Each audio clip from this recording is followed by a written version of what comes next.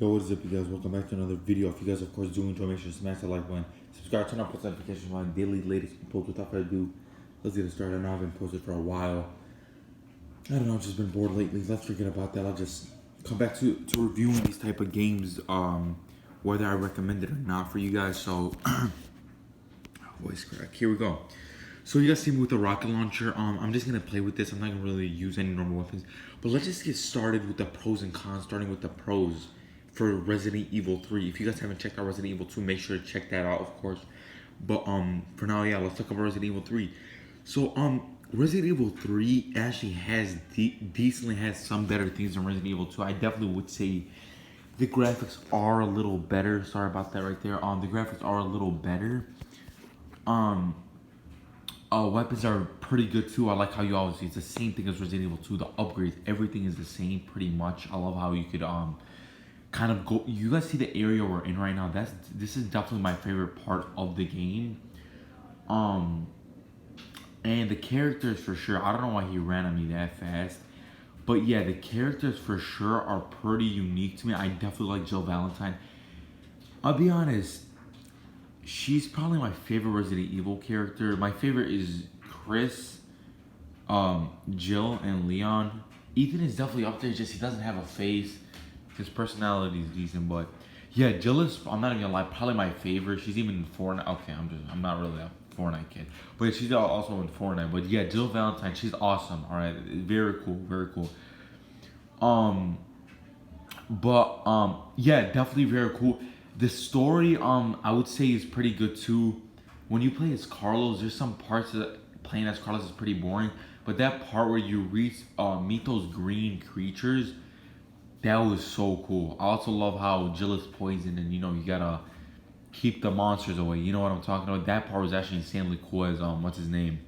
Carlos. I think I'm getting his name right, hopefully, but yeah, it's pretty cool. I like his bush hair. That's pretty cool too. And I really don't know why I can't see these zombies. I'm really rusty. I haven't played this game for a long time. But yeah, and yeah, enemy types, same old thing. Zombies, these whipping things that you guys can see right there. We're definitely gonna run into more sooner or later on the way with those things. We got those sewer creatures where I think they kill you with one hit after they open their mouth. But when they open their mouth, they got a shotgun, a pistol, whatever it is. But definitely recommend a shotgun. Back with the weapons. I like the grenade launcher. That's probably my favorite. I love how you shoot it, and one of them is like a trip mine. That was such a good one. I love how they did that. That's pretty cool. Same thing goes with the puzzles. The puzzles are pretty easy in this game. Pretty cool with the puzzles. Puzzles aren't really that hard. That I even told you guys I love the Resident Evil puzzles. They're pretty quick. They're pretty simple. They could take puzzles take like 15 to 20 minutes in different games and could take longer to the point that you're gonna need a guide. But with Resident Evil games, it literally just takes 3 to 10 minutes, 3 to 5 minutes, anything like that. So, that's why I kind of like the puzzles in this game. And yeah, like I said, I love the area. As you guys can see, the toy dude. I like how this head falls off or whatever. But yeah, the game's horror now. Is the game very, very scary? That 100%. I'll be honest, this game really isn't that scary at all. The scariest game would probably be Resident Evil 2 Remake for sure. Way scarier than Resident Evil 3. This is definitely probably the least scary from the Resident Evil games.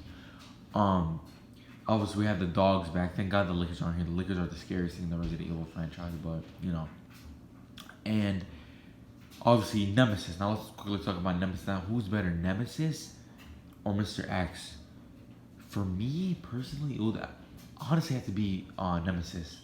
Way cooler, way faster, probably scary. The reason Mr. X is scarier more than Nemesis is because Resident Evil 2, it was darker. Here he's just in this place full of lights, like it's full of lights everywhere.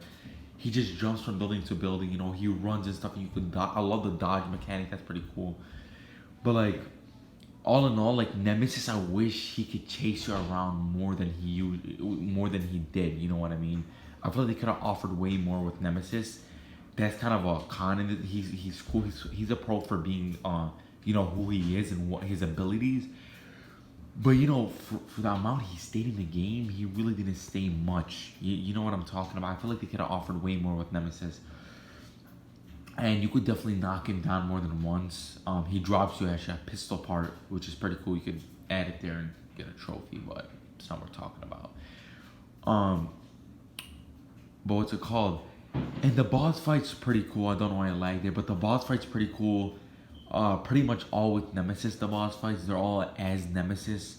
I'm trying to remember. Yeah, that's pretty much it. You just pretty much do the boss fights with Nemesis, and you're pretty cool. And then obviously this is the spider area with the spider. That this part was not cool at all, but you know, a lot of cool puzzles, a lot of ways you could unlock. I love the lock picks and stuff, the jewels you could find to get certain pouches and stuff. So all in all, I would rate Resident Evil 3 Remake a 8 out of 10, a solid 8 out of 10.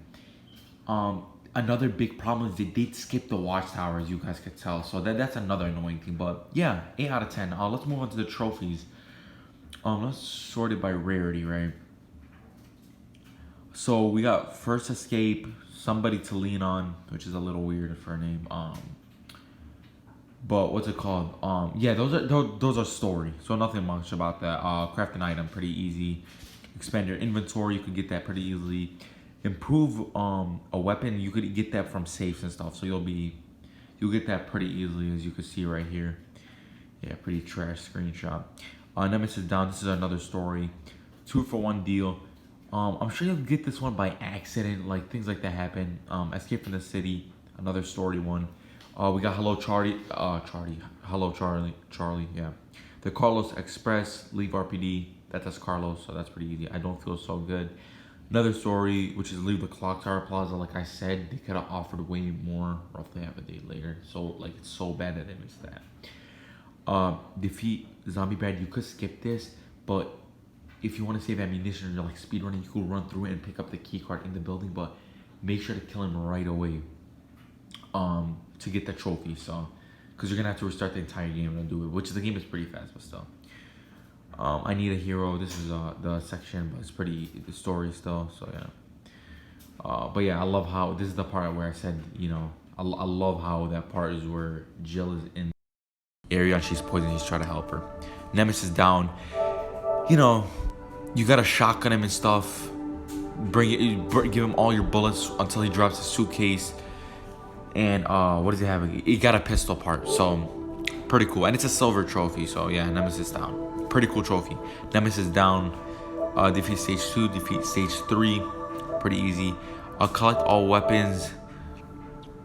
Kendo's army. Yeah, this is for collecting all the weapons in the campaign, so pretty easy too. I don't know if I watched the guy, but that last one, I don't know why I had trouble. I think I got it my second playthrough. Power Stones, place all the jewels in the clock tower monument. This is a cool thing. You have to find 3 of these jewel looking boxes and you get 3 jewels. One of them gives you a pouch, a grenade, and something else. I like that. That's pretty cool. So you can go back and forth to it. Complete the game on standard or higher. RE Master of unlock all safe lockers, strong pets, and pickable locks. It shows like a, not a question mark, like a, I don't know what the mark, let's say like a question mark thing, like there's something you could open. It's trying to show you that you're gonna miss something, so make sure to get it. That's how I got mine, so pretty easy. I'll complete the game on hardcore, pretty easy. And electric slide, gather all fuse in the warehouse within 5 minutes. I did this one my second try. The first time I just needed to kind of figure out the pattern. Second time got it pretty easily, really not that hard. Probably did it in 3 minutes and a half. That's how fast you could really do it. So yeah, pretty easy trophy in the end of the day. Complete the game with an S rank. Like I said, you can get this anytime, any difficulty, so it doesn't matter. So yeah, complete this game with an S rank and complete the game with 2 hours of playtime. It could be the same thing. I might need these later. Complete the game using 1 or fewer recovery items. Pretty easy as well. It's 13.9% anyways. Yeah, nothing much about it, but I did do this one my first playthrough. All Resident Evil games I do that my first playthrough. Bookworm and Goodbye Charlie. It's all collectibles. I can't say much other than just watch a guide for it. You know, I can't tell you every single area, but you know, it's ever collectible. That's all I can say. So that's pretty cool. And complete the game on Nightmare or higher, pretty easy. Minimalist, complete the game without opening the item box. Same thing. Damn, I said minimalist so fast. Minimalist. But it's the same thing as the not healing one. So yeah. And then Dominator and Jill Valentine get it at the same time. definitely the hardest trophy and the funnest, if you want to be honest. And yeah, nothing much to say here, to be honest. This game is definitely very easy, very doable. I actually planned this in about 12 hours, but yeah, you just gotta S rank the game on Inferno mode. Use a rocket launcher. That's all I need to tell you. Just, use a rocket launcher. You had to go to save checkpoints and keep killing enemies with certain weapons. That's that's what will help you. That's what will make it very easy for you guys. So just do that. You got it pretty easily. So what I recommend is first playthrough, you do it with the herb and the minimalist thing without using the item box or healing. For your first playthrough, plus get some missable things for anything, you know what I mean? And then just keep going difficulty by difficulty until you get everything. It's gonna be, you'll get it. You'll get the step of it. You're gonna be used your second playthrough collectibles. You get more points until you get the rocket launcher, so you'll be totally fine. So, yeah, that's pretty much it. If I want to be honest, my controller was tweaking here, but if you want to be honest, the funnest trophy. Now I love how I do this every time, but the funnest trophy would probably be, if you want me to be honest, 100% Jill Valentine. The trophy Jill for S rank in the Inferno, and it's the funnest and it's the hardest because it actually tests you a little bit. Although you're using the rocket launcher, it's super. I think I died like 3-4 times, which was just to Nemesis in the ending. But other than that, it was pretty easy. All in all, nothing much. This game is a piece of cake if you just, if you set your mind to it. I did it in literally 12 hours. I think I'm like top 150 fastest platinumers on this game according to PSN profiles. Very easy. The problem with this game, to be honest, about the story is like it's just so short. That's the problem. But yeah, like I said, Jill Valentine is the best trophy, the funnest trophy. But do I recommend this? 100%. The difficulty is like a 2.5 to 3. I feel like Marvel Spider-Man is harder than this. But I'd rate it like a 2.5 to a 3 out of 10. That's pretty much it. Just follow those rules. You'll get the platinum. I did an hour, 11 hours, 37 minutes, 37 seconds total playtime. Yeah, pretty easy. I can't say much about this. Honestly, I think you guys can do this yourself. Believe in yourselves and you got this in the bag. You guys can see that it says 2:01 a.m. I was awake all morning playing this game. So yeah, hopefully you guys enjoyed the video. If you guys did, make sure to smash the like button, subscribe, turn on post notifications for my daily latest uploads. And any platinums you guys want me to review for you guys need help with it, comment it down below. Make sure to check out my PlayStation, my PSN profile, because whatever I have platinum, you're like, oh, I'm platinuming this game right now, you could just tell me in the comments down below and I'll review it right away for you guys. Stay tuned for Resident Evil 7 Biohazard. I will be reviewing that. If you guys did enjoy, make sure to stay tuned for my next video. Have a great one, you guys. See ya.